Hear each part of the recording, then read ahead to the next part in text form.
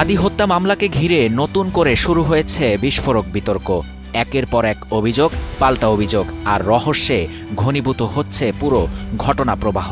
হাদি হত্যায় জড়িত খোদ জামাত আমিরের পিএস হাদির ভাই ওমরের এমন দাবির ঠিক পরপরই তার বোন এবার প্রশ্ন তুলেছেন হাদির হত্যা মামলা নিয়ে। পরিবার উপস্থিত থাকা সত্ত্বেও কিভাবে, কোন প্রক্রিয়ায় ইনকিলাব মঞ্চের সদস্য সচিব আবদুল্লাহ আল জাবেরকে বানানো হলো হাদি হত্যা মামলার বাদী? হাদির বোন মাসুমা হাদি একটি ফেসবুক পোস্টে জানিয়েছেন, ভাইয়ের মৃত্যুর পর তাদের পরিবারের বিরুদ্ধে এক গভীর ষড়যন্ত্র চলছে। ঘটনার দিন হাদির সাথে একই রিকশায় ছিলেন তার ভাই ওমর ফারুক। ভাইয়ের রক্তে নিজের শরীর ভেসে গেলেও অলৌকিকভাবে বেঁচে যান তিনি।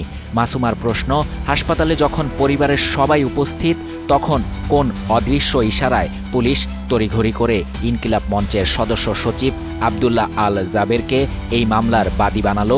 পরিবারের কাউকে না জানিয়ে কেন এই গোপনীয়তা? এই রহস্যের আগুনে ঘি ঢেলেছিলেন হাদির ভাই ওমর ফারুক নিজেই।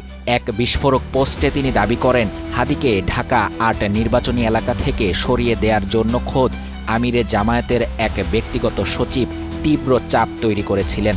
এই হত্যাকাণ্ডের পিছনে অন্তর্বর্তী সরকারের কয়েকজন উপদেষ্টা থেকে শুরু করে বড় বড় রাজনৈতিক শক্তির হাত রয়েছে বলেও ইঙ্গিত দেন তিনি। তবে গল্পের মোড় এখানেই শেষ নয়। গণ অধিকার পরিষদের মুখপাত্র ফারুক হাসান আবার সন্দেহের তীর ঘুরিয়ে দিয়েছেন হাদির ভাই ওমর ফারুকের দিকেই। তিনি বলেন, হাদির হত্যার সাথে খোদ হাদির ভাইয়ের সংশ্লিষ্টতা থাকতে পারে। একই সাথে ফারুক প্রশ্ন তোলেন, ওমর যদি সরকারকে অপরাধী ভাবেন তবে ভাইয়ের মৃত্যুর ঠিক পরপরই সরকারের দেয়া লন্ডনের এত বড় চাকরি তিনি কিভাবে লুফে নিলেন? তার মতে হাদির মৃত্যুর পর তার ভাই সবচেয়ে বেশি লাভবান হয়েছেন। ফলে প্রশ্নের পর প্রশ্ন জমা হচ্ছে এই হত্যাকাণ্ডকে ঘিরে। কে বলছে সত্য, কে আড়াল করছে তথ্য, আর কারা রয়েছে এই রক্তাক্ত ঘটনার নেপথ্যে? হাদি হত্যা মামলা এখন শুধু একটি হত্যার তদন্ত নয়, বরং পরিণত হয়েছে ক্ষমতা, প্রভাব, সন্দেহ আর রহস্যের এক জটিল গোলকধাঁধায়।